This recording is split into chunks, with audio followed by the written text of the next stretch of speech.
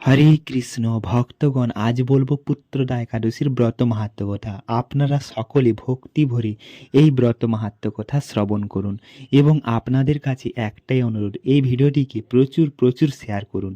এই ব্রত মাহাত্ম্য কথা শ্রবণেও অনেক পুণ্য প্রাপ্তি হয়ে থাকে।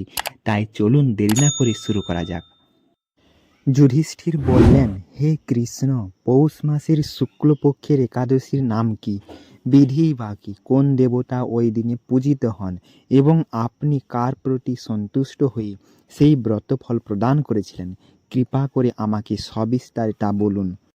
শ্রীকৃষ্ণ বললেন, হে মহারাজ, এই একাদশী পুত্রদা নামে প্রসিদ্ধ।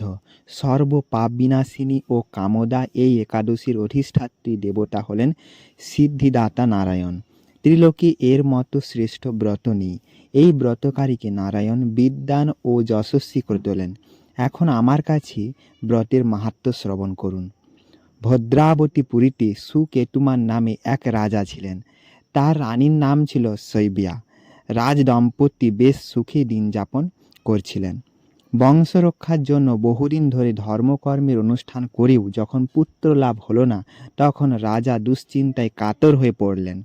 তাই সকল ঐশ্বর্যবান হয়েও পুত্রহীন রাজার মনে কোনো সুখ ছিল না। তিনি ভাবতেন, পুত্রহীনের জন্ম বৃথা ও গৃহশূন্য। পিতৃদেব মনুষ্যলোকের কাছে যে ঋণ শাস্ত্রে উল্লেখ আছে, তা পুত্র বিনা পরিশোধ হয় না। পুত্রবান জনের এ জগতে যশ লাভ ও উত্তম গতি লাভ হয় এবং তাদের আয়ু, আরোগ্য, সম্পত্তি প্রভৃতি বিদ্যমান থাকে। নানা দুশ্চিন্তাগ্রস্ত রাজা আত্মহত্যা করবেন বলে স্থির করলেন, কিন্তু পরে বিচার করে দেখলেন আত্মহত্যা মহাপাপ। এর ফলে কেবল দেহের বিনাশ প্রাপ্ত হবে, কিন্তু আমার পুত্রহীনতা তো দূর হবে না। তারপর একদিন রাজা নিবিড় বনে গমন করলেন। বন ভ্রমণ করতে করতে দ্বিপ্রহর অতিক্রান্ত হলে রাজা ক্ষুধা তৃষ্ণায় অত্যন্ত কাতর হলেন। এদিক ওদিক জল আদির অনুসন্ধান করতে লাগলেন। তিনি চক্রবাক, রাজহংস এবং নানা রকম মাছে পরিপূর্ণ একটি মনোরম সরোবর দেখতে পেলেন। সরোবরের কাছে মুনিদের একটি আশ্রম ছিল। তিনি সেখানে উপস্থিত হলেন। সরোবর তীরে মুনিগণ বেদপাঠ করছিলেন। মুনিবৃন্দের শ্রীচরণে তিনি দণ্ডবৎ প্রণাম করলেন। মুনিগণ রাজাকে বললেন, হে মহারাজ, আমরা আপনার প্রতি প্রসন্ন হয়েছি। আপনার কি প্রার্থনা বলুন। রাজা বললেন, আপনারা কে এবং কি জন্যই বা এখানে সমবেত হয়েছেন? মুনিগণ বললেন, হে মহারাজ, আমরা বিশ্বদেব নামে প্রসিদ্ধ এই সরোবরে স্নান করতে এসেছি। আজ থেকে 5 দিন পরে মাঘ মাস আরম্ভ হবে। আজ পুত্রদা একাদশী তিথি।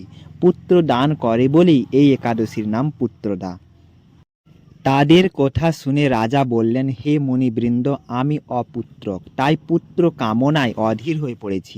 এখন আপনাদের দেখে আমার হৃদয়ে আশার সঞ্চার হয়েছে। এ দুর্ভাগা পুত্রহীনের প্রতি অনুগ্রহ করে একটি পুত্র প্রদান করুন। মুনিগণ বললেন, হে মহারাজ, আজ সেই পুত্রদা একাদশী তিথি, তাই এখনই আপনি এই ব্রত পালন করুন। ভগবান শ্রী কেশবের অনুগ্রহে অবশ্যই আপনার পুত্র লাভ হবে। মুনিদের কথা শোনার পর যথাবিধানে রাজা কেবল ফলমূল আদি আহার করে সেই ব্রত অনুষ্ঠান করলেন। দ্বাদশী দিনে উপযুক্ত সময়ে শস্য আদি সহযোগে পালন করলেন। মুনিদের প্রণাম নিবেদন করে নিজ গৃহে ফিরে এলেন। ব্রত প্রভাবে রাজা যথাসময়ে একটি তেজস্বী পুত্র লাভ হলো। হে মহারাজ, এ ব্রত সকলেরই পালন করা কর্তব্য।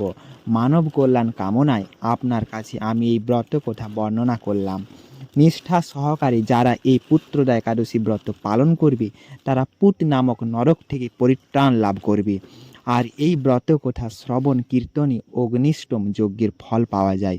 ব্রহ্মাণ্ড পুরাণে এই মাহাত্ম্য কথা বর্ণনা করা হয়েছে। ইতি পুত্রদা একাদশী ব্রত মাহাত্ম্য কথা সমাপ্ত। ভিডিওটিকে শেষ পর্যন্ত দেখার জন্য অনেক অনেক ধন্যবাদ।